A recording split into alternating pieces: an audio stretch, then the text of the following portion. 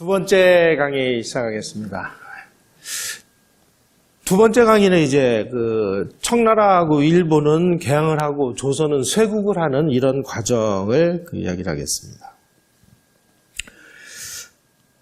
우리가 지금 한국 사회에서 이 역사를 접하는 시각이 좀 크게 잘못되어 있습니다.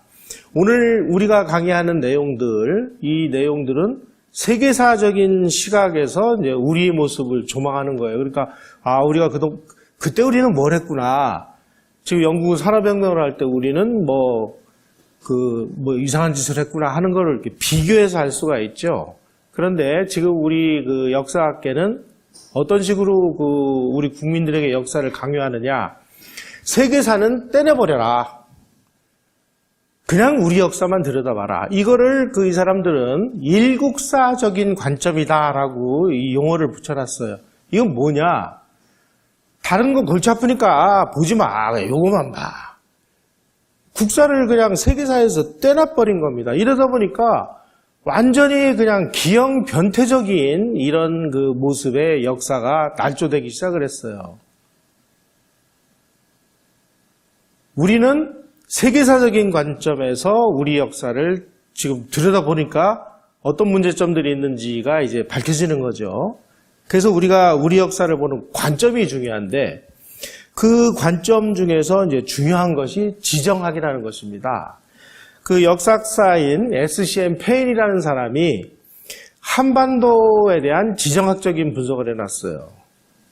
이 내용을 보면 참 우리 한반도가 참으로 어려운 지역에 위치하고 있다는 것을 알 수가 있습니다. 옆나라 중국, 지금 인구가 13억인지 15억인지도 잘 모르죠. 핵무기를 몇 개나 가지고 있는지도 모르고 우주 기술로 지금 로켓을 쏴서 달도 보내고 화성까지 보내고 하는 나라입니다. 일본, 간단치 않은 나라죠. 러시아, 더 간단치 않은 나라죠. 우리가 하필이면 왜 이런 지역에 놓여가지고 이렇게 고단한 삶을 살아야 되는 거야?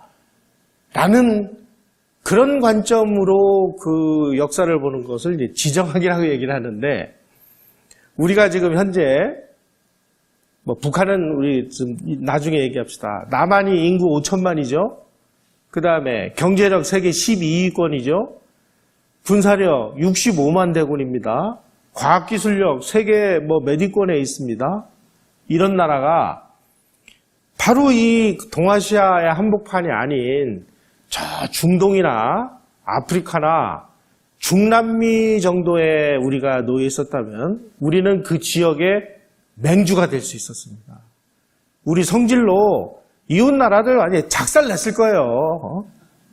우리 월남전에 가서 얼마나 잘 싸웠습니까?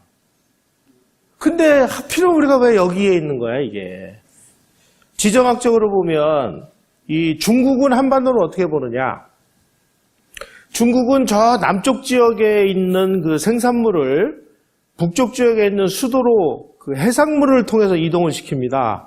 그런데 오른쪽에 있는 한반도가 자기네들의 적대하는 세력의 손에 넘어갈 경우에 자기네들의 해상물류가 위험하게 되죠. 그리고 자기네들의 수도인 북경이 굉장히 취약하게 됩니다.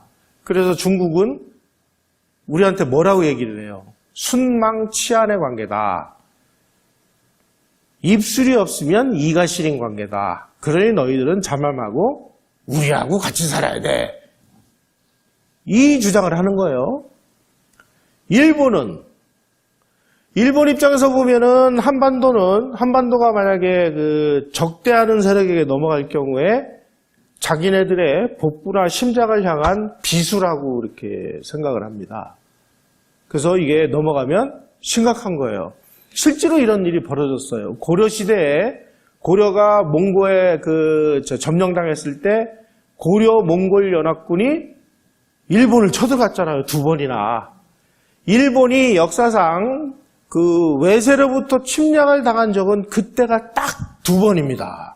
그 이외에는 외세 침략이 없었어요.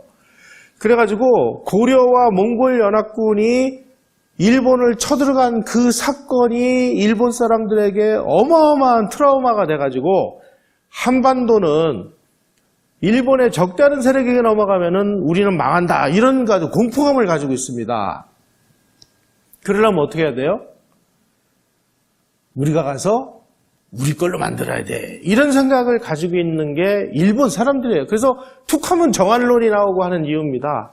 그런데 일본이 자기네들이 힘이 없어서 도저히 그 한반도 전체를 어떻게 할 수 없을 때는 적당한 선에서 한반도를 분할시켜서 남쪽만이라도 자기네들이 차지해야 돼요.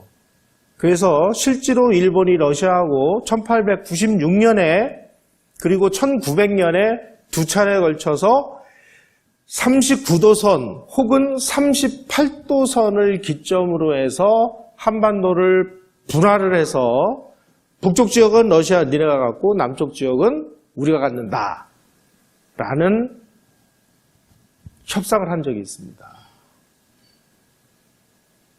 그때 러시아하고 일본이 동의를 안 해서 정말 다행이지, 그때 양국이 오케이를 했으면 한국은 이미 1896년이나 1900년에 분단돼서 북쪽은 러시아 식민지, 남쪽은 일본 식민지가 됐을 가능성이 매우 높습니다. 근데 이게 협상이 잘 안 됐어요. 근데 이 협상이 언제 됐나요? 1945년 2차 세계대전이 끝난 다음에 지금 소련군이 막 한반도로 진주를 하는데 어떻게든지 이거 틀어막아야 되는데 뭐 좋은 거 없나 좀 찾아와봐. 그랬더니 러시아하고 일본이 1896년, 1900년에 이미 분할을 위한 협상을 2번이나 한 적이 있다. 고로 이 안을 소련에게 제안을 하자. 그래서 처음에는 39도선을 제안하려고 했습니다. 39도선이 어디냐면 평양 원산선입니다. 근데 이거 스탈린이 이거 거부하면 어떡하지? 그래서 1도를 양보해서 38도선으로 해서 그 북쪽 지역은 소련 니네가 점령해라. 남쪽은 미국이 점령하마. 그래서 실제 분단됐잖아요.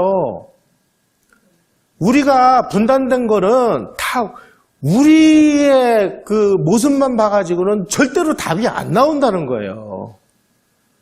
또 분단의 연원은 굉장히 깊습니다.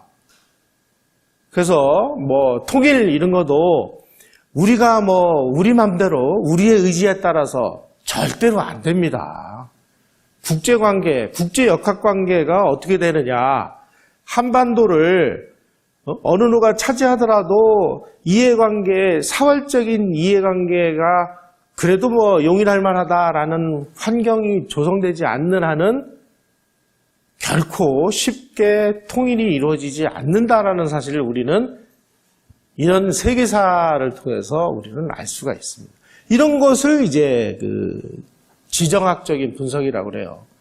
그러니까 한반도는 지정학적으로 보면 중국도 사활을 걸 수밖에 없는 지역, 일본도 사활을 걸 수밖에 없는 지역, 러시아도 사활을 걸 수밖에 없는 지역이니까 어느 누군가 끝장을 내지 않으면 쉽게 물러서지 않는 이런 지역이었다라는 뜻입니다.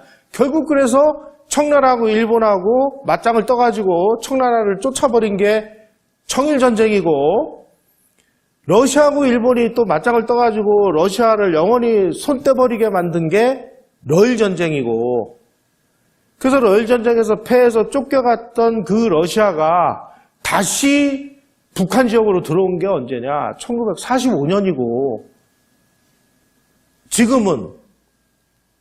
지금은 이 지정학이 그러면 어디로 증발됐습니까? 지금도 그대로 있습니다. 그래서 우리 역사가 이렇게 복잡한 거예요, 이게. 자, 이제 청나라는 1842년에 남경조약을 통해서 이제 국제법 질서에 들어갔고, 일본은 1854년에 소위 말하는 흑선이라는 미국 함대, 페리 함대가 와서 개항을 시켰습니다. 그런데 조선은 1876년에 그것도 서양이 아닌 일본에 의해서 우리가 개항을 했습니다. 그럼 서양 사람들이 왜 우리에게 관심이 없었을까? 왜 없었을까요, 여러분? 조선은 자기네들이 간첩을 보내가지고 조사를 해보니까 뜯어먹을 것조차 없이 가난한 나라였기 때문에 서양이 관심을 가질 만한 부가 없었기 때문에 우리 모습입니다. 참.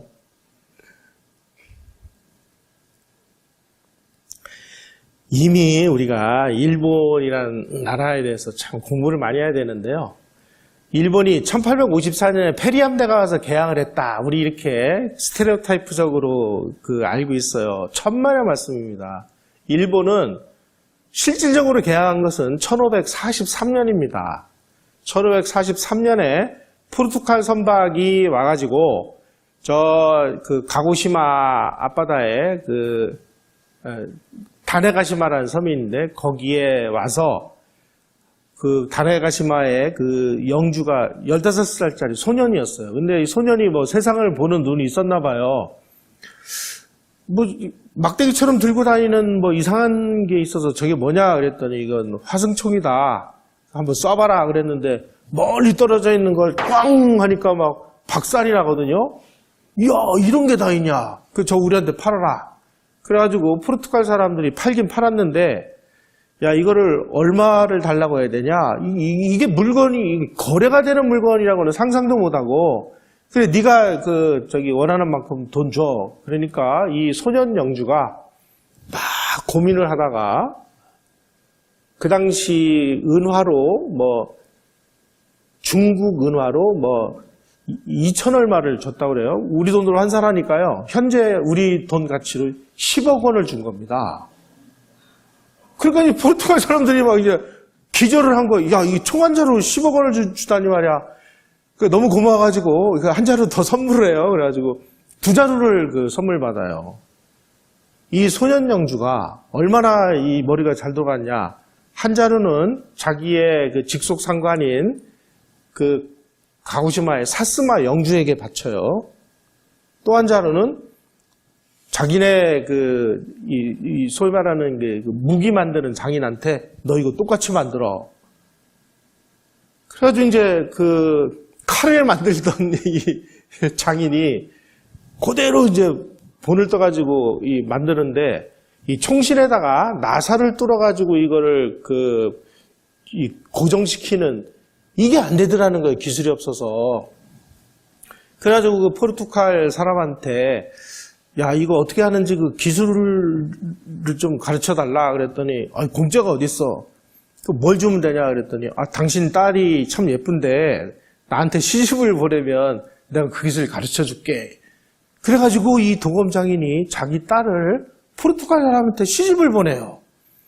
와카사라는 딸인데 그래서 이 와카사가 일본 최초로 공식적으로 국제 결혼을 한 사례로 남아 있어요. 자, 그리고 이제 10억 원을 벌어가지고 간 겁니다. 그러니까 이제 포르투갈 본고지가 있었던 마카오 이런데 일대에 포르투갈 상인들 사이에 야, 일본 가면 떼돈 번다라는 소문이 나가지고 그 다음부터 무역선이 계절풍이 부는 4월하고 9월이 되면 막 포르투갈 선박, 중국 선박 막 물밀듯이 일본으로 몰려옵니다. 그래서 장사를 해요. 일본은 이미 1600년 무렵에 나가사키에 외국인들이 문전성시를 이루었다. 이런 기록이 있습니다. 다시 말씀드리면 일본은 1600년에 개항을 한 겁니다. 우리만 모르고 있어요, 우리만. 자, 우리 1600년 무렵에 우리로 치면 인조 효종 시절의 이야기입니다. 느닷없이 우리 역사에 네덜란드 사람이 등장을 해요. 벨테브레, 하멜. 여러분, 네덜란드 사람이 왜 우리 역사에 등장을 하죠? 바로 그 당시에 네덜란드의 이 아시아 무역 본부가 어디냐? 지금 자카르타에 있었습니다. 이 사람들이 대만 남부 지역에다가 무역 거점을 만들어서 자카르타에서 대만을 거쳐서 나가사키로 들어가는 국제무역선을 운영하고 있었어요. 그 국제무역선이 나가사키 가다가 폭풍을 만나가지고 표류해 온 게 벨테브레, 하멜 이런 사람이에요. 이 사람들 다 네덜란드 동인도 회사의 직원들이었습니다. 이 사람들이 나가사키에 가서 뭘 샀느냐? 도자기를 사가지고 왔어요. 도자기. 그 당시에 일본이 채색 도자기라고 그래서 막 울긋불긋한 그런 도자기를 만들었습니다. 이게 유럽에서 막 대대적으로 히트를 쳐가지고 이 네덜란드 동인도 회사가 그냥 배들을 전부 나가사키로 보내가지고 그 도자기를 막 수천만 점의 도자기를 250년 동안 유럽으로 수출해가지고 대박을 쳤어요. 일본 사람들이 만든 그 도자기는 누가 만들었냐? 임진왜란 때 조선을 쳐들어온 이 왜군들이 철수하면서 조선에서 약 9만 명 정도의 포로를 잡아갔습니다. 누구를 잡아갔냐? 그 당시에 최첨단 기술이었던 도자기를 만드는 도공들을 다 잡아간 거예요. 도공들은 조선에서는 우리는 산업공상의 신분 구조에 의해서 뭐 글 읽는 선비나 인간 취급을 하지 대장장이나 그 도자기 만드는 도공들은 완전히 천민 취급을 했잖아요.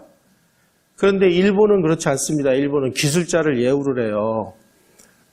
도자기 만드는 도공들을 잡아다가 제일 좋은 집에다가 앉혀놓고 모든 세금 다 면제, 필요한 거 다 제공하고 당신은 인류에 남을 당신의 재주를 가지고 제일 좋은 물건을 만들어라. 그러니까 이 도공들이 그냥 막 일본에 가가지고 그 극진한 예우를 받아가면서 다 물건 대주고 대주고 다 대주니까 자기의 그 창의력으로 만든 게 채색 도자기예요. 이게 전 세계적으로 히트를 친 겁니다. 그래가지고 지금도 유럽의 그 왕실박물관 이런 데 가면 아리따야끼, 사스마야끼 하는 컬렉션들이 있는데 아리따야끼는 뭐냐? 조선도공 2, 3평이 만든 게 아리따야끼고요. 사스마야끼는 뭐냐? 조선도공 심수관이 만든 도자기예요. 일본 사람들은 그 도자기를 유럽에다가 수출한 돈을 가지고 근대화에 필요한 아까 말씀드린 조총, 인쇄기, 이런 거 들여다가 근대화를 이때서부터 시작을 한 거예요. 그래서 1820년 통계에 의하면 일본이 세계 7위의 부국이었다는 사실을 여러분들은 아십니까? 우리는 일본을 그냥 맨날 계단화 신고 훈도시 같은 거나 차고 다니는 외구로만 알고 있는데 천만의 말씀이에요. 자, 제가 증거물을 보여드리겠습니다. 요게 그 당시에 나가사키를 중심으로 해서 일본 상인들이 진출을 해서 무역을 하던 무역로입니다. 일본도 우리랑 비슷하게 쇄국을 했다고 그러는데 말로만 쇄국을 했어요. 이렇게 많은 일본 사람들이 해외로 나가서 아까 우리 첫 시간에 말씀드렸듯이 바다를 끼고 있는 항구를 통해서 해외로 나가서 이 무역을 해야만 돈을 버는 시대에 일본 사람들도 그 국제교역이라는 데 눈을 떠서 이렇게 많은 사람들이 동남아시아 일대에 다 진출해서 태국이라든지 이런 데 가면 일본 촌이라는 거 만들어져 가지고 거기서 어마어마한 무역이 이루어졌다. 그동안 우리는 뭐 했습니까? 해금 정책 해가지고 널빤지 하나라도 바다 바깥으로 흘려내는 놈들은 왕토에서 탈출하는 놈으로 간주해서 목을 치는 그런 나라였다.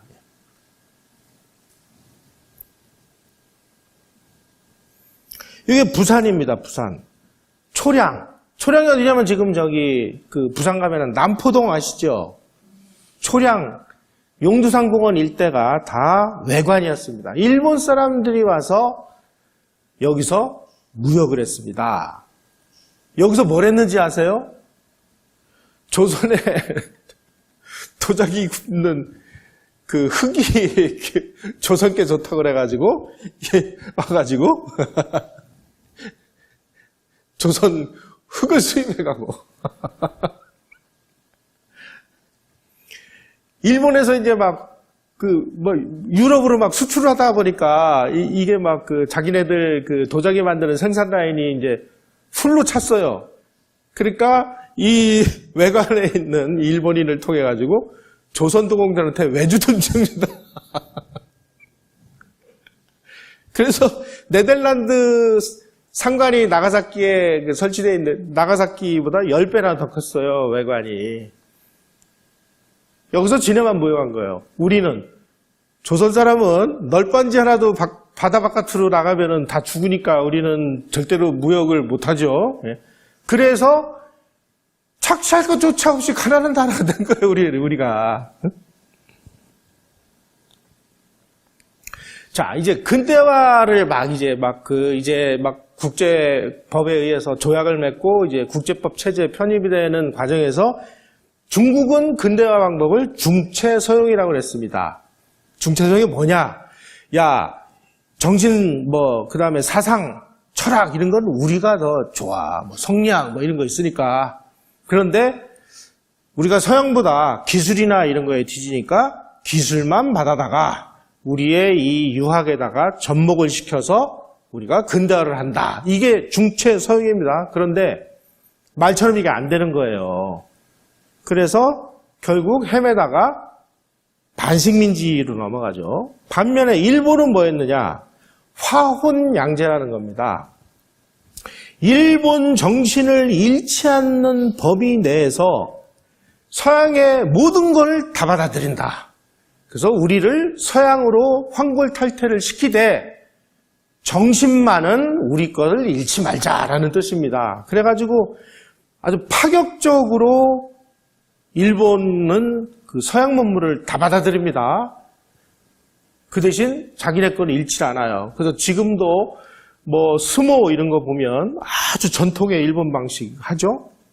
소위 말하는 무사도 이런 거 영화 이런 거 보면 자기네들의 어떤 정신은 잃지 않아요. 그렇지만 모든 사고방식, 모든 건 다 서양화됐습니다. 조선은 뭐냐? 처음에는 위정척사론이었어요. 근데 이거 가지고는 도저히 이제 안 되니까 동도서기라는 것을 내놨습니다. 동도서기는 뭐냐? 동쪽의 우리 정신은 우리가 우수하니까 서양의 기술만 받아들인다. 이게 중국의 중체서용하고 거의 비슷한 방법인데요. 뭐가 문제였느냐 여기서. 동쪽의 도는 뭐죠? 주자성리학이죠. 주자성리학은 어디서 왔어요? 중국에서 왔잖아요.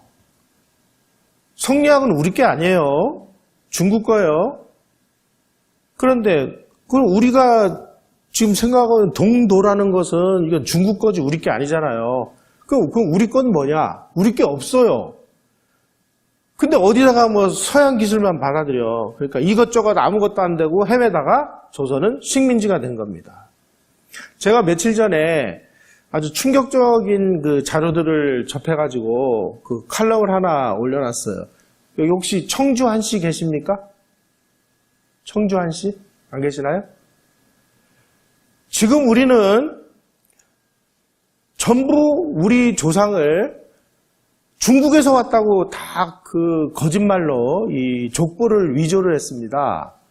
왜냐하면 주자성리학이 대세를 이루고 있는 상황에서 자기네끼리 막 싸우다가 야, 나 우리 조상 중국 사람이야. 이렇게 만들기 위해서. 이성무 국사편찬위원장 책을 보다가 지금 우리 족보에 의하면은 전 국민의 80%가 중국에서 왔다고 지금 족보에 그렇게 돼 있대요. 그래서 제가 찾아보니까 실제로 그렇게 돼 있어요. 제가 왜 청주한 씨 말씀을 드리냐면 기자조선이라고 하는 기자가 중국 은나라가 멸망을 하면서 주나라의 황제로부터 조선 왕으로 책봉을 받고 조선에 와서 기자조선이라는 걸 만들었다. 그런 이제 학설이 있어요. 그런데 학자들이 연구해 보니까 기자라는 사람이 조선에 왔는지 안 왔는지도 입증을 할 수 있는 방법이 없어요. 그랬는데 우리는 어떻게 해놨느냐. 청주한 씨 이런 족보 보면 우리는 기자의 후예야. 이렇게 그 청주한 씨 족보가 돼 있어요. 무슨 얘기냐 이게. 우리 다 중국식으로 창씨개명한 겁니다. 족보는 임진왜란 이후부터 만들어지기 시작을 했는데요. 그 18세기, 19세기 오면서 이제 노비들을 다 이제 해방을 시켜요. 그러면 이 노비들이 자기네들도 이제 성과 이름과 족보를 만들어야 되는데 이왕이면 우리 좋은 거 따라서 하자. 그래가지고 한국에 김씨, 박씨, 이씨가 제일 많은 이유가 다 노비들이 해방된 다음에 다 그 족보를 훔쳐다가 자기네 걸로 다 그 가짜로 꾸며놓은 거예요. 이름도 다 중국식으로 창씨개명을 했어요. 근데 일본식 창씨개명은 안 되고 중국식 창씨개명은 되나요? 지금 우리 이름만 가지고는 중국 사람인지 한국 사람인지 구분이 안 가요. 그러니까 중국이 뭐라고 요즘에 얘기하는지 아세요? 야, 원래 니네하고 우리는 똑같은 거야, 자식아. 우리 말 들어. 이게 중화 동조론이라는 거예요. 야, 니네 족보에 의하면은 지금 저기 한국 사람의 80%는 중국에서 건너간 거 아니야. 그러니까 니네는 화교가 세운 나라야. 화교 국가. 그러니까 우리 말 들어야 돼. 지금 이렇게 나오고 있는 겁니다, 지금. 그게 이제 동도서기론의 그 한계라는 겁니다. 네. 조선의 동도는 주자성리학인데 주자성리학은 중국에서 왔으니까 우리가 동도를 주장하는 한 우리는 다 중국인이 되는 거예요. 너희들은 우리 저 중국의 후예 화교야. 대한민국 화교 국가야. 그러니까 우리 말 잘 들어. 그래서 지난번에 시진핑하고 저 트럼프가 그 정상회담을 한 다음에 조선은 알고 보면 다 그 역사적으로 우리입니다. 우리 이렇게 주장했다는 거 아니에요? 응?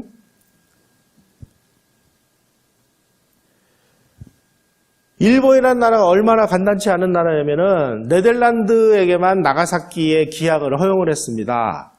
그 대신 너희들에게 그 도자기 무역에 특혜를 주는 대신 너희들은 니네 정보망을 통해서 이 전 세계가 어떻게 움직이는지를 우리에게 보고를 해.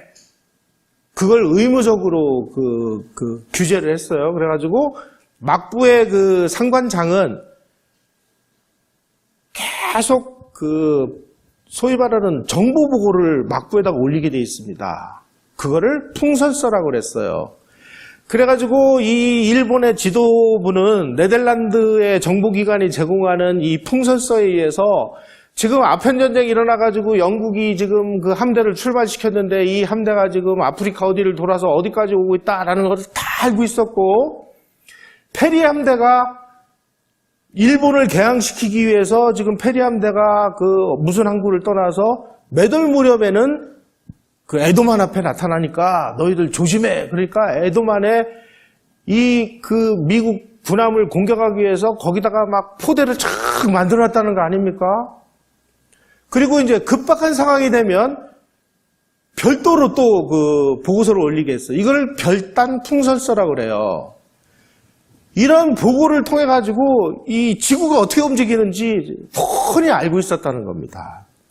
그 나가사키에 가면 그 데지마라는 데가 있는데 거기 박물관에 가면은 이 제가 말씀드린 풍설서 그 당시 네덜란드부터 들어온 그런 과학기계 이런 게 다 전시가 돼 있어요.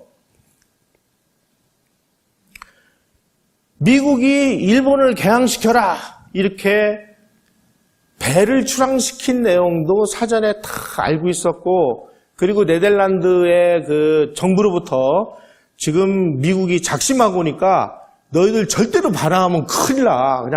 그냥 그대로 받아들여가지고 개항을 해. 하고 코츠까지 받아요. 그리고 혹시 이 네덜란드 여러분들이 우리한테 사기를 칠지 모르니까 스페인에게 또 그 자문을 구합니다.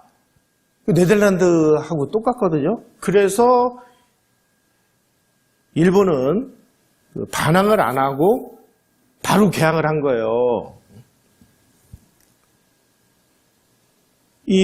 일본 개항을 지시한 요 대통령 이름이 필모아 대통령인데요. 그래가지고 이제 깨갱하고 개항을 하기로 했어요. 그 다음에 이제 개항을 하기로 했으니까 일본 미국이 타고 온 페리 함대 배를 사무라이들한테 이제 구경을 시켜줬습니다. 근데 우리 같으면 그냥 이렇게 구경만 하고 올 텐데 이것들이 조를 짜고 가지고 와서 누구는 다 줄자름을 재고 있더래요. 또 어떤 놈은 다 이걸 또 그리고 있더라는 거 아니에요? 응? 그리고 누구는 또 막 통역을 데리고 와가지고 이거 작동 원리는 어떻게 되며 가격은 얼마고 이거 어디 가면 살 수 있냐 하는 걸 다 조를 짜가지고 와서 샅샅이 조사하더라는 거 아니에요? 그래가지고 이 일본 흑선이 왔다 간 다음에 10년 후에 똑같은 배를 일본이 만드는 거예요, 이게. 일본이라는 나라가 참 간단치 않은 나라라는 걸, 이런 걸 통해서 우리가 조금 알았으면 좋겠습니다. 이런 얘기 어디 가서 함부로 잘못하면 친일파로 몰리죠, 요즘에.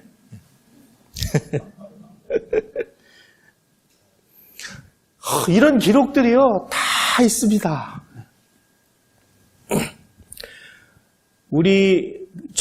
그러니까 이 일본이 자기네들 아까 1600년 무렵에 제가 개항을 했다라고 말씀을 드렸는데 너무 자세하게 말씀드리면 시간이 너무 길어질 것 같아가 제가 이걸 뺐는데 이 일본 사람들이 최초로 태평양을 건너는 항해를 한 것이 1637년입니다. 그때 이 사람들이 일본에서 범선을 만들어요. 포르투갈하고 네덜란드 사람들로부터 기술자를 초빙을 해다가 자기네들이 태평양을 건너는 배를 만들어가지고 그 배 이름이 산후안 바티스타오라는 배인데요. 이 배를 타고 멕시코로 가요. 이 사람들은 자기네들이 배를 항해를 해서 태평양을 건넌 게 1637년이고 한국이 최초로 태평양을 건너는 항해를 한 게 언제로 나오느냐? 1949년에 이승만 대통령이 우리가 해군을 만들었는데 전투함정이 한 대도 없었어요. 그래가지고 미국 정부가 미국 해양대학에 실습선이 있는데 이 실습선을 싼 값에 팔 테니까 한국 니네 가져가라. 그래가지고 그러면 우리가 그 실습선에다가 포를 달아가지고 군함으로 쓸 테니까 포를 달아달라. 그래가지고 그 실습선을 하와이에서 인수를 해서 하와이에 있는 미군 기지에서 3인치 한 포를 얹어가지고 한국인 선장이 하와이에서부터 한국 진해까지 배를 운전해가지고 옵니다. 이게 최초의 태평양 운항이에요. 일본은 1637년, 우리는 1949년. 그것도 우리가 만든 배가 아니라 미국이 만든 배를 가지고. 그러면 일본하고 우리의 차이는 300년 정도 났다고 봐야죠. 일본이 1854년에 개항을 했다는 거는요, 일본하고 미국이 조약을 맺어서 국제법 체제에 편입이 됐다라고 표현을 하는 것이 맞습니다. 실제 개항은 1600년에 한 걸로 봐야 돼요. 우리는 일본에 대해서 이렇게 잘 모르고 있어요. 자, 일본이 이렇게 페리함대에 개항을 해서 조약 체결하니까 결국 조선만 이제 쇄국체제에 남은 겁니다. 이 무렵에 일본에 아주 특이한 유형의 계급이 만들어지기 시작을 합니다. 흔히 칼을 찬 사대부 혹은 독서하는 사무라이라고 얘기를 하는데 일본이 이제 근대화를 하는 과정에서 그 전까지만 해도 일본에서는 전쟁이 일어나면 일반 백성들이 나가서 전투를 하는 게 아니고요. 사무라이라는 계급의 무사들만 나가서 사무라이들끼리 전투를 합니다. 그런데 일본이 개항을 하면서 칼 가지고 싸우는 시대가 지났잖아요. 그러니까 이제 사무라이들을 전부 계급을 없애버리고 일반 농민이나 일반 백성들을 징집을 해서 이 사람들에게 한 일주일 동안 그 소총 쏘는 법을 가르치는 거예요. 그럼 이 사람들이 훌륭한 병사가 되죠. 근데 사무라이들이 검술로 전쟁을 하려면 검술을 수십 년 동안 익혀야 되잖아요. 근데 이런 시대는 끝나버린 거예요.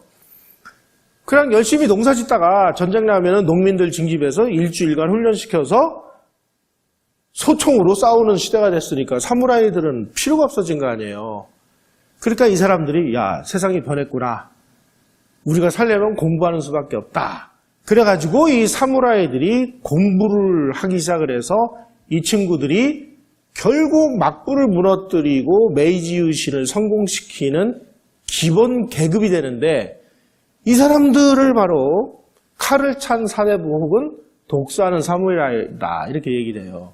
우리나라의 선비들은 죽으라고 공자왈, 맹자왈, 뭐 노노, 맹자 이런 것만 읽고 뭐 칼싸움 이런 거 안 하는데 일본은 사무라이들이 공부를 해서 학자가 됐다는 뜻입니다. 다시 말씀드리면 뭐 우리가 지금 뭐 그렇게 미워하는 이토 히로부미를 비롯해서 일본 역사에 등장하는 거의 모든 인물들, 근대화 과정에서 등장하는 모든 인물들은 100% 다 사무라이 출신들이다.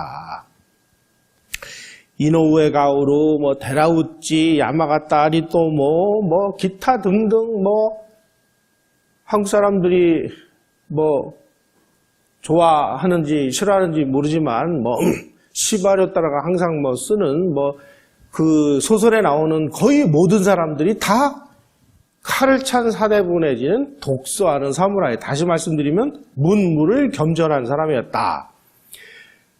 이토 히로부미는 원래 그 하급무사였습니다. 하급무사였는데 자기네 동네가 영국하고 그 저기 전쟁이 벌어져가지고 영국 함대 가지고 1시간 동안 대포 쏘니까 뭐 완전히 초토화가 돼가지고 야 이거 안 되겠구나. 우리가 살려면 어떻게 해야 돼? 이 제국주의를 배워야 되겠구나. 그래가지고 밀항을 해서 영국 런던에 가서 유학을 합니다. 그리고 이와쿠라사살단으로 가가지고 전 세계를 한 바퀴 돌고 오고 헌법을 만들기 위해서 독일 가서 2년 동안 헌법 공부를 하고 온 사람이 바로 이토 히로부미예요. 이런 식으로 전쟁만 하던 이 전쟁 기계들이 공부를 해가지고 어느 누구보다도 앞서가는 그런 근대인으로 탈바꿈을 했다. 이 사람들이 모여가지고 야 지금 다른 나라들 보니까 이런 체제 가지고는 안 돼. 그러니까 막부를 무너뜨리고 중앙집권적인 그런 새 정부를 구성하자. 이게 메이지 유신이다. 이렇게 이해를 하시면 되시겠습니다. 그런데 이 사무라이들이 그 개혁을 해야 된다라고 막 그 공부를 하기 이전에 그러니까 우리로 치면은 조선왕조나 비슷했던 이 에도 막부도 얘네들도 열심히 공부를 한 거예요. 참 특이하죠. 일본이라는 나라가. 우리랑 좀 다른 게 이렇습니다. 그래가지고 이 메이지 그 유신이 일어나기 전에 이 막부도 우리도 이제 개혁을 해야 돼. 개방을 해야 돼. 그러려면 어떻게 해야 되지? 야, 인재를 해외로 보내야 돼. 그래가지고 막 어마어마한 인재를 해외로 유학을 보내요. 이 막부도. 그래가지고 이제 막부를 편드는 그 사람들과 이 소위 말하는 새로운 사무라이들, 그 메이지 그 신정부를 그 추종하는 이 세력이 전쟁이 벌어졌습니다. 내전이 벌어진 거예요. 이걸 이제 보신전쟁이라고 하는데, 그래가지고 이 그 메이지 유신을 추종하는 군대가 도쿄를 포위했습니다. 그때 그 단판을 벌여요. 이 막부군 대장하고 메이지 유신군 대장이 탁 둘이 이제 그 요만한 상을 놓고 차를 한 잔 딱 마시면서 지금 우리끼리 싸우면 우리는 다 망한다. 그러면은 누가 좋아하냐? 서양 열강들이 좋아할 거 아니냐? 그런데 여기서 우리가 그 누군가 하나는 양보를 하지 않으면 나라가 망한다. 보기에 우리 메이지 유신군이 더 그 힘도 세고 미래를 향한 준비가 다 잘 돼 있으니까 막국은 니네 항복해라. 그랬더니 막국은 그 대장이 네 말이 맞다. 그래가지고 도쿄 성문을 그냥 열어요. 이거를 아주 이 서양의 학자들은 굉장히 높이 평가합니다.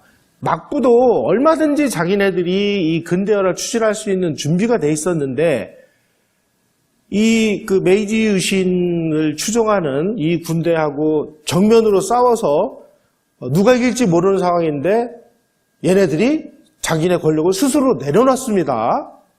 이거를 이제 막부의 사회적 자살이다 이렇게 얘기를 해요.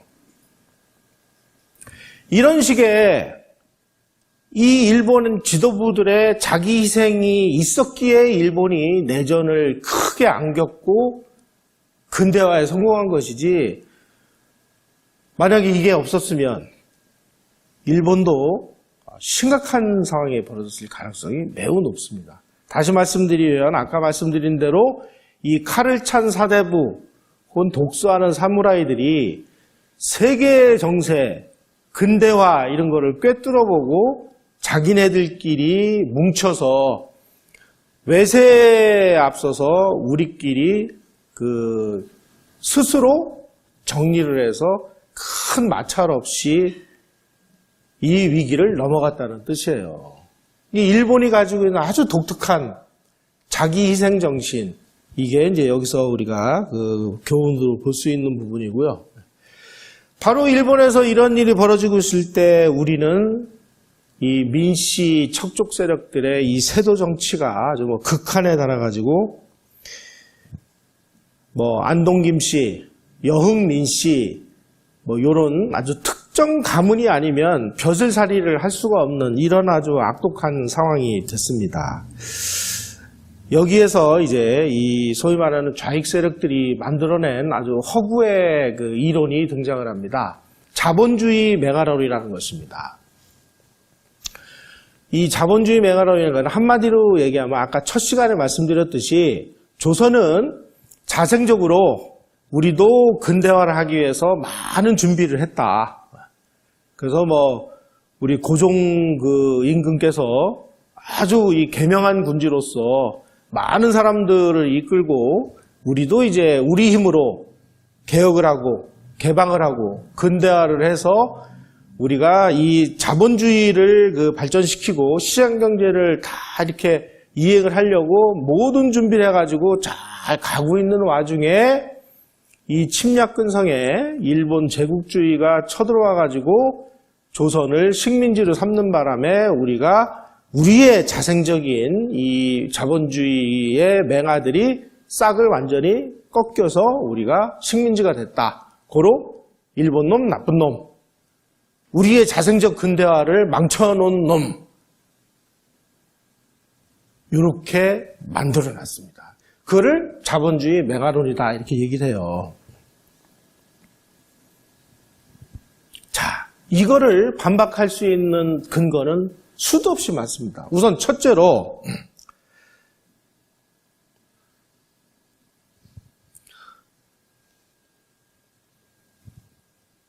한중일이 똑같이 쌀농사를 졌습니다. 벼농사를 짓는데 이 제임스 팔레 같은 이런 학자가 이 동아시아 3개국의 쌀 생산량을 조사를 했어요. 조사한 결과 우리의 생산성이 일본의 60%밖에 안 되고 중국의 55%밖에 안 돼요. 우리가 가지고 있는 왜 이러냐 왜? 그 당시에 이 조선의 주력 산업은 농업 이외의 산업이라는 건 존재하지 않았습니다. 그런데 이 주력 산업인 농업의 생산성이 이거밖에 안 돼요. 그러면 우리가 뭔가 근대화를 하고 군대화를 하기 위해서 나라를 지키고 그러려면은 돈이 있어야 되는데 군대를 유지하기 위해서는 군대라는 건 뭐예요? 전쟁나면 가서 싸우지만 전쟁이 없으면 거대한 소비 집단이잖아요. 이 많은 이 군인들을 먹이고 재우고 입히고 훈련시키고 그 다음에 첨단 무기로 무장을 시키는데 얼마나 많은 돈이 필요하겠어요. 그러면은 우리 주력 사람이 농업에서 잉여가치가 생겨야 우리 그 상비군을 유지할 수 있는데 조선은 이 농업에서 잉여가치는커녕 농민들 입에 풀칠할 수도 없는 이런 상황인데 무슨 놈의 잉여가치가 있어요. 그러니까 조선은 군대도 유지할 수 없는, 나중에 1907년에 그 육군사관학교 교수의 연구에 의하면은 조선의 군대는 중앙군, 지방군, 왕실수비대, 군악대, 의장대, 헌병대까지 다 합쳐서 조선의 군대는 8,700명이었다 이렇게 나와 있습니다. 1905년에 일본이 러일전쟁에서 승리했을 때 일본군 편제가 124만으로 돼 있었습니다. 그중에 22만 명이 러일전쟁에서 죽거나 다쳤어요. 그래가지고 22만 명 편제해서 제외하고 나니까 101만 대군이었어요. 편제가. 101만 대군하고 8,700명하고 전쟁이 되겠습니까? 그러니까 조선은 전쟁 한번 못 해보고 일본한테 그냥 통째로 나라를 넘긴 거 아니에요. 넘기고 그 조선의 황제라는 사람을 뭘 받았어요? 일본으로부터 이왕직이라는 그 왕가의 이름과 연 150만 원에 달하는 어마어마한 은사금은 그 나중에 퇴직해서 열심히 잘 살라고 매년 일본 총리의 몇 배나 되는 그런 연금을 받으면서 행복하게 사셨어요.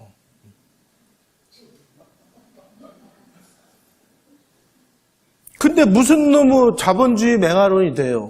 예. 1945년 4월에 우리 광복군이 몇 명 정도 됐을 것 같습니까? 우리 광복군, 그 유명한 상해 임시정부가 운영한 우리 그 혁혁한 그 독립투쟁을 한 우리 광복군, 제일 많을 때가 682명이었습니다.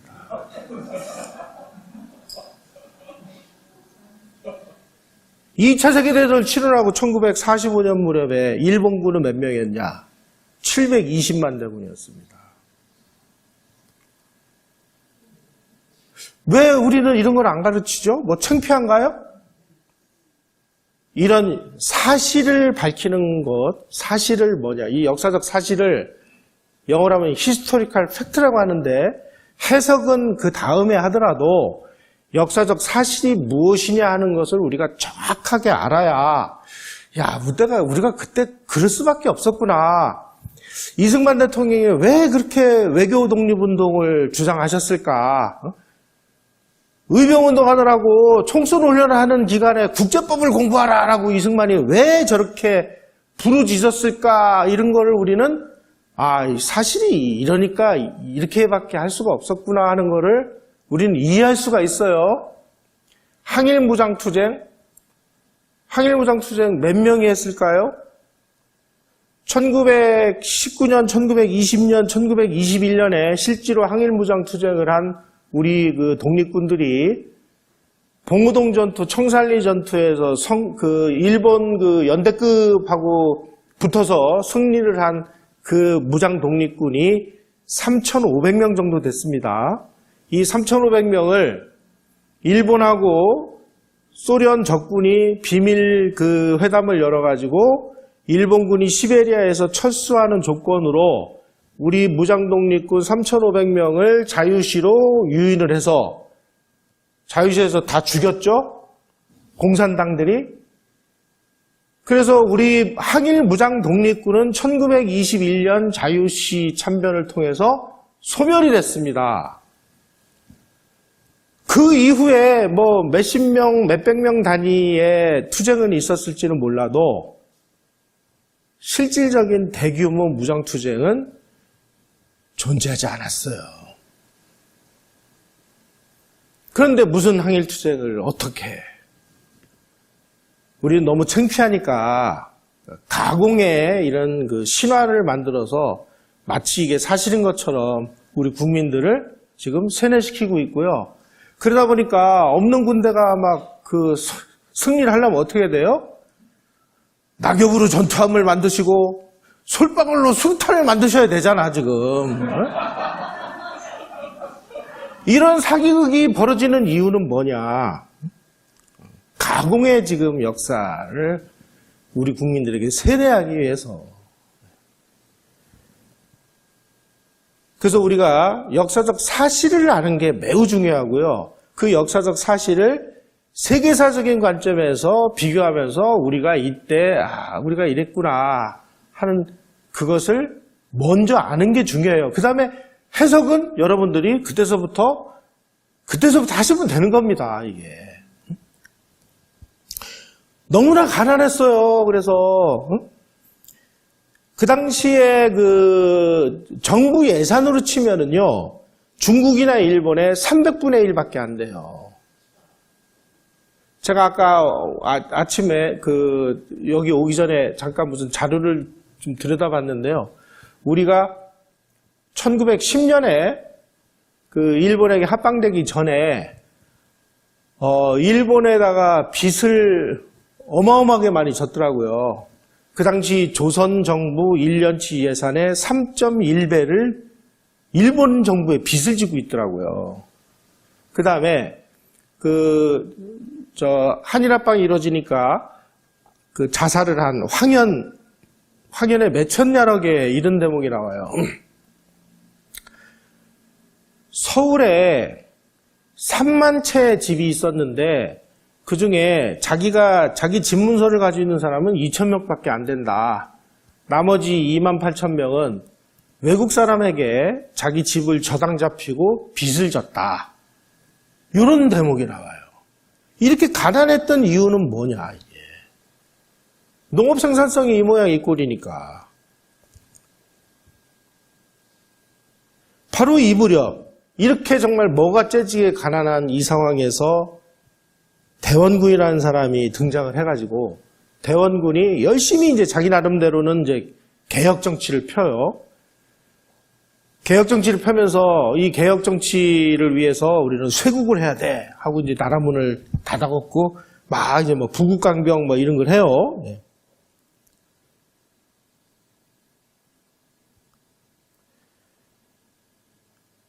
이 와중에 이제 대원군이 그 천주교 신자들을 막 죽입니다.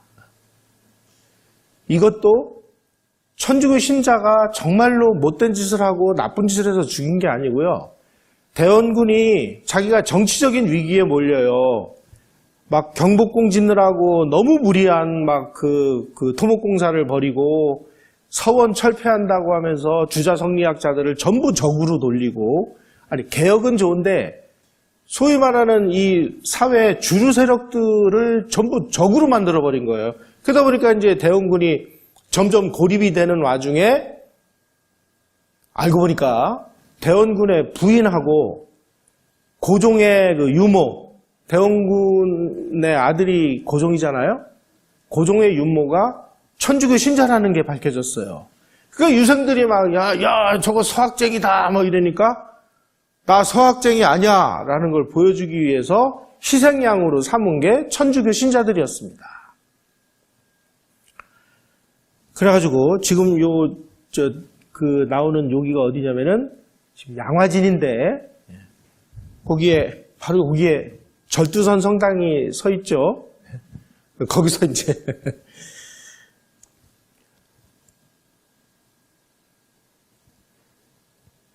요 무렵에 중앙군 병력이 3,200명이었다.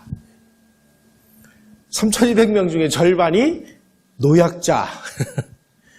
부대 훈련은 없어 군기는 녹슬고 군율은 극도로 해이했다.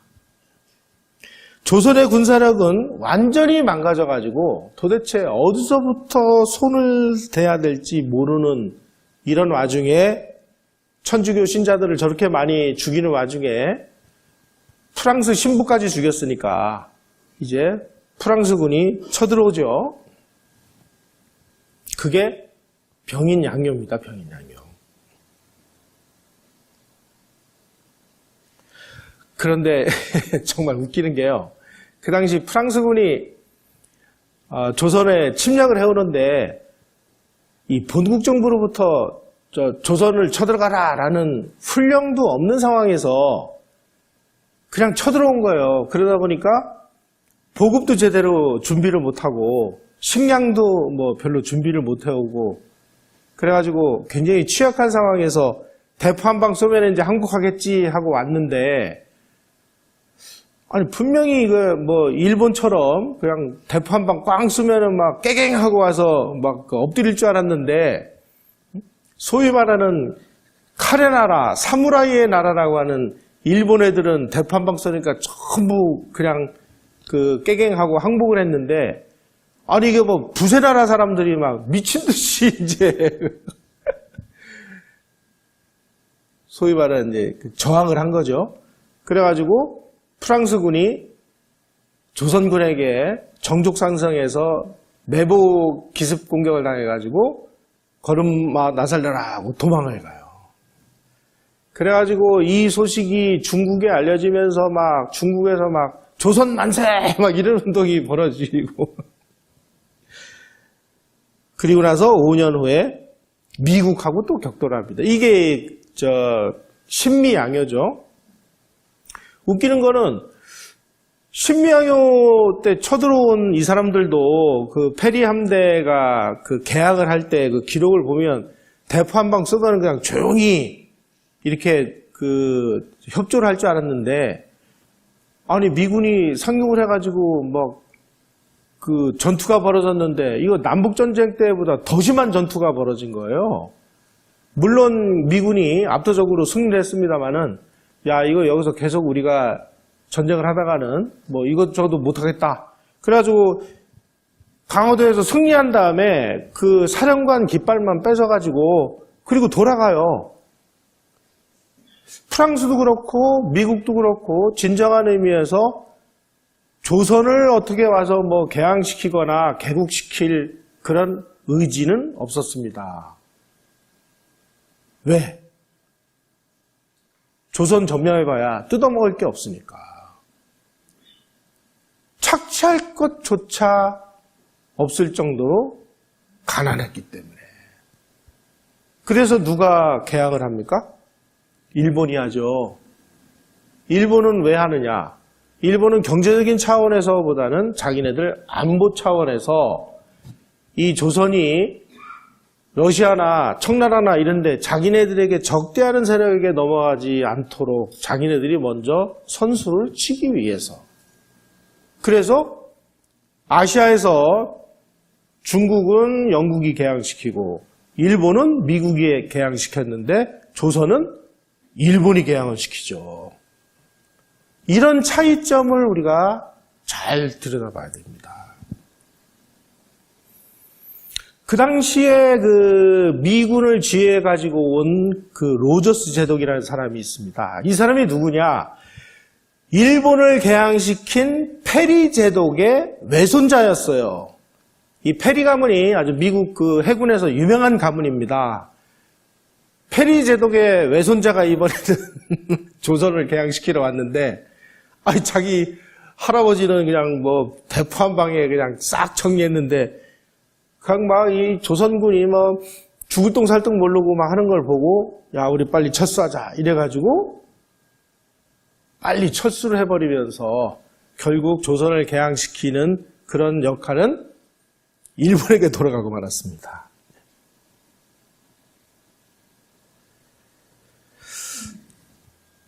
이것이 우리가 개항을 하는 시기에 중국과 일본과 우리 조선이 개항을 하는 방법도 달랐고 개항을 또 시킨 주체도 달랐고 그리고 일본은 그 당시에 1820년 그 무렵에 세계 7위의 국부를 가지고 있었으니까 참 우리하고 비교가 안 되는 나라였다라고 보셔야 됩니다. 일본이 그럼 왜 그렇게 부자가 될 수 있었느냐? 일본에서 어마어마한 은이 그 생산이 됐습니다. 일본의 야마구치현 그 부근에 이와미 광산이라는 게 있는데요. 이 광산에서 은이 이제 채굴이 됐는데, 은은 아연하고 이렇게 섞여서 나옵니다. 그런데 재련 기술이 없어가지고 생산성이 별 볼 일 없었는데, 그 당시에 조선의 노비 김검동과 종단이라는 그 기록에 나와 있는 조선 노비 2명이 이 은과 아연을 분리해내는 연은 분리법이라는 그 재련 기술을 개발을 해요. 근데 조선에서는 은광산을 다 폐쇄를 하니까 이 사람들이 이 기술을 써먹을 방법이 없잖아요. 그러니까 몰래 일본으로 갑니다. 아마 이거는 이제 일본 간첩들이 이 사람이 그 기술을 가지고 있다는 걸 아마 알았을 거예요. 그래서 이 사람들을 초빙을 해다가 연은분리법을 통해 가지고 이 이와미 광산에서 나오는 이 은광석을 연은분리법으로 하면서 일본의 은 생산성이 확 올라가지고 세계 2위의 은 생산국이 됩니다. 1위는 어디냐? 멕시코. 2위는 일본. 그래서 그 이와미 광산에서 나오는 그 막대한 은을 가지고 아까 제가 동남아 지도 보여드렸잖아요. 거기로 가서 은을 가지고 필요한 기술 이런 걸 사가지고 와서 일본의 근대화를 시작을 하는 겁니다. 아까 조선도공이 그 도자기 만들어서 아주 유럽에 가서 대대적인 히트를 쳤다고 그러는데 그 당시에 그 채색할 수 있는 그 채색 염료가 있습니다. 이 염료가요. 그러니까 이 도자기를 군 다음에 그 겉에다가 이 유약이라고 해서 그걸 발라가지고 이게 색상을 내는데 이 색상을 내는 이 연료가 금보다 더 비쌌다 이렇게 나옵니다. 우리가 흔히 얘기하는 청자라고 얘기하는 청자는 회회청이라고 해서 그 청색을 내는 안료는 저쪽 페르시아 쪽에서 나오는데 그걸 수입해다 썼습니다. 일본이 그 은을 가지고 이 붉고 이 아주 화려한 색상을 내는 그 안료 기술을 돈을 주고 샀는데 그 기록에 의하면은 억만금을 주고 샀다 이렇게 표현이 돼 있어요. 얼마나 많은 돈을 줬는지는 기록이 안 나옵니다. 그렇게 해서 또 그 자기가 원하는 색상이 안 나오니까 아예 그 외국으로 가서 그 기술자를 초빙을 해와요. 그래가지고 일본이 세계 최초로 총천연색 컬러풀한 이 채색 도자기를 만들어내가지고 유럽 시장을 완전히 석권을. 근데 우리는 너무 일본을 잘 모르니까 일본이 그냥 침략 근성에 의해서 이렇게 얘기를 하는데 이제 그 다음 시간 가면서 이 근대화가 어떻게 진행되는지를 아시면 이게 이 세상은 이렇게 움직였구나 하는 걸 아마 깨달으실 수 있게 됐을 겁니다. 자, 이번 시간에는 우리가 이 한중일 세 나라가 그 개항을 하고 개방을 하는 과정에서 어떠한 정신, 어떠한 방법론을 가지고 했느냐, 그리고 조선이 그 당시에 이렇게 가난했던 이유는 무엇이냐, 그리고 하필이면은 우리를 개방시킨 주체가 서양이 아니라 일본인 이유는 무엇이냐 하는 그런 그 내용을 가지고 말씀을 드렸습니다. 다음 시간에는 이제 이 영국과 러시아의 그레이트 게임이 이제 우리의 그 실질적인 내정에 심각한 영향을 미치는 이런 그 주제를 가지고 다시 또 여러분을 찾아뵙도록 하겠습니다. 오늘 경청해 주셔서 고맙습니다.